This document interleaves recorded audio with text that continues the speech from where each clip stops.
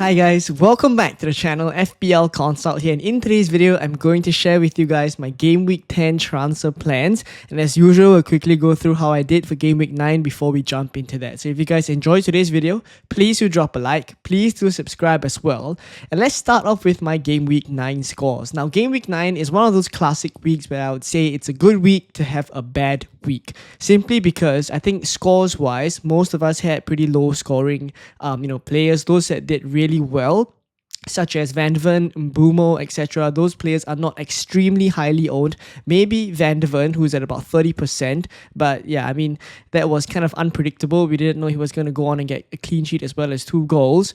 But yeah, that aside, low scoring week overall. I got 44 points. That puts me on about 532 now. The rank has dropped a little bit to 1.2 million, but again, I'm not super stressed by it right now. I think I'm still alright with this kind of a rank because I still have chips that I haven't played yet, such as my bench boost, my triple captain. These are all chips that I will be using very, very soon, such as later on you'll see in the transfer tinkering. I have plans for bench boost in Game Week 11 now that I didn't do it in Game Week 9, and also potentially triple captain in Game Week 13. So all those are kind of future plans, but at least for Game Week 9, the decision that I had, the big one before going into the deadline, was simply, do I bench boost or not? Turned out that I didn't bench boost. I decided to save the chip. I also saved the transfer.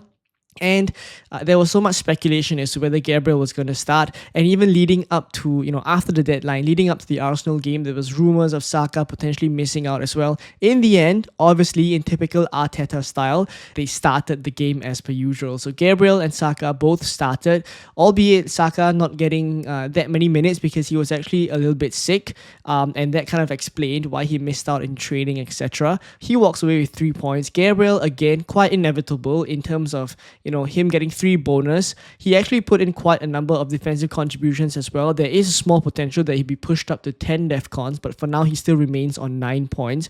But yeah, basically this Gabriel kind of injury news scared me enough to put me off the bench boost. I know full well that some of you guys eventually still did end up going with the bench boost and probably had a good score as well. So let me know in the comments down below if you activated your bench boost and how many points you got on the bench. Now, in hindsight, if I had activated my bench boost, I would at least have had Rodon score. Now, I couldn't find it in me to start Rodon ahead of any of my starting defenders such as Timber, Senesi or Gabriel, and that's why Rodon was on the bench. Maybe in hindsight I shouldn't have put him last on the bench, but thankfully with Gabriel and Saka starting, none of the bench options were used. If not, I'll be quite bummed that Diouf 1-pointer would be coming in instead of Rodon. In terms of had I used the bench boost, I would have an extra 18 points. Am I bummed that I did not activate the bench boost in Game Week 9? I don't think so, because I think overall, when I bench boost in Game Week 11, I should at least be able to get 18 points or above. That is my expectation. And yeah, so overall, I think I'm okay with delaying the bench boost. Thankfully, it did not do that well this week for me. If not, I'd be even more bummed. But yeah, Diouf, Sa and Dubravka all blanking. As for my starting 11, really not many returns everywhere, as you guys can see. Haaland is on 4 points because he was my captain, but if not, he also blanked. Bowen, the only return aside from the clean sheets from my defenders. So really, not a great week at all. And yeah, there's things to be done. I have 2 free transfers and 0.2 million in the bank. Let's have a look at my Game Week 10 team and show you guys a couple of transfers that I'm eyeing up.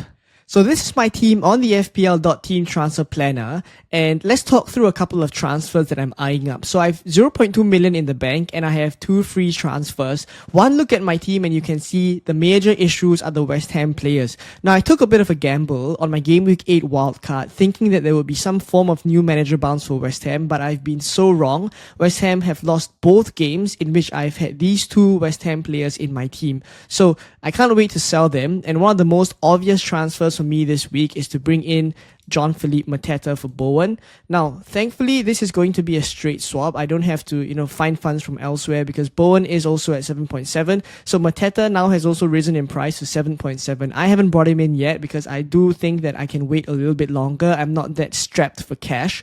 So Mateta in for Bowen is pretty much 99% confirmed. Mateta does have so much going for him in terms of Crystal Palace's fixtures being great moving forward. They're actually top of the fixture taker for the next 5 to 6 game weeks. Not only that, Crystal Palace are the top attack in the Premier League this season, creating 16.09 expected goals, and almost half of it falls to Mateta. So it's incredible, and he's also on penalties. He's just such a straightforward transfer in, so I'm not going to talk too much about him. I think more concerning for me is this Diouf replacement, because I have 0.2 million in the bank and there are quite a couple of different options I can go for, and this is where I think I'll spend a bit more time over the week to think about it. But I have 3 main candidates for my replacement. Now, firstly, I have Richards here. Now, Richards from Crystal Palace, of course, great for DEFCON. And again, as I've mentioned just now, the Palace fixtures are pretty good for quite a long period of time, in fact. So I don't mind holding on to Richards at 4.5 million. With this good fixture run, when I come to Game Week 11 and I intend to bench boost, you see that he does have a decent enough fixture as well. It's Brighton at home. So I do think that this is a good enough team to bench boost for Game Week 11, going according to the plan. And when I go back to Game Week 10 now, the downsides of this is that I can't go for Munoz because I would then be tripled up already in Richards, Sa, as well as Mateta. And I'm quite heavy on Crystal Palace. Not that I mind it because they are playing quite well, but it just locks me out of Munoz. Another replacement that I could go for Diouf is also Michael Keane. Now, Michael Keane, obviously Tottenham have just scored 3 goals against Everton, and I would say that Sunderland away is just not an easy game. Sunderland are a team not to be taken lightly after we've seen what they've done against Chelsea this weekend. And yeah, I mean, Michael Keane, even though he is more likely to get starts now because Jared Brandtwaite is just gone for operation and basically he'll be out for an extended period of time, I just think that the Everton fixtures after the Sunderland game are not as good, right? It's Fulham, United, Newcastle, Bournemouth, Forest. I think these are games that are quite tricky for Everton overall. So yeah, but Michael Keane is one of them that I'm thinking about, also because in Game Week 11, he will have Fulham at home. At least he's at home, and it's good enough again to bench boost in 11. Now I go back to Game Week 10 again now, and the last replacement that I'm looking at is actually Joachim Andersen, who is currently yellow flagged or even red flagged because there is no real timeline as to when he will return. But if he was fit, he would have been my first choice replacement because then it gives me options. It allows me to later down the line go for Munoz in one transfer if I have the funds. And aside from that, also Fulham do have a good enough fixture in Game Week 11, which is Everton, to bench boost. So he was my top replacement in Game Week 10. But now that he's red flagged, I may not be able to go for him. Obviously, we'll wait to see more updates. But at least what we're hearing from Marco Silva is even though he's red flagged, the actual kind of assessment is that he's not going to be out for that long. So we'll see leading up to the Game Week 10 deadline if Anderson will be back sooner than we expect. If not, maybe I might move for Anderson if he's fit. If not, if I don't get confirmation, then I probably will just go for Richards. But that will also mean then I lock myself out of Munoz. So these are mainly the 2 transfers that I'm thinking about. Bowen out and Mateta in, as well as Diouf out and Richards in. Can't wait to sell my 2 West Ham players. And aside from that, future plans wise, Game Week 11, the plan is to bench boost. As you guys can see here, the team is still well set up for a bench boost, right? Dubravka has West Ham, Caicedo has Wolves, Senesi has Aston Villa, and Rodon has Nottingham Forest away. Come to Game Week 13, and this is when the plan is to triple captain Haaland when he plays Leeds. So future planning wise and also transfers, this is where I'm looking at. So going back to Game Week 10, let me know what you think of my transfers and which defender you would go in that Diouf spot that I'm selling. Do you prefer Richards, Michael Keane, or if Anderson is fit, then do we go for Anderson? Let me know in the comments down below, and also your own transfer dilemmas. I'd be keen to help as well. If not, I hope you guys enjoyed today's video. Please do drop a like. Please do subscribe as well. And I will catch you guys in more Game Week 10 content coming very, very soon. Bye-bye.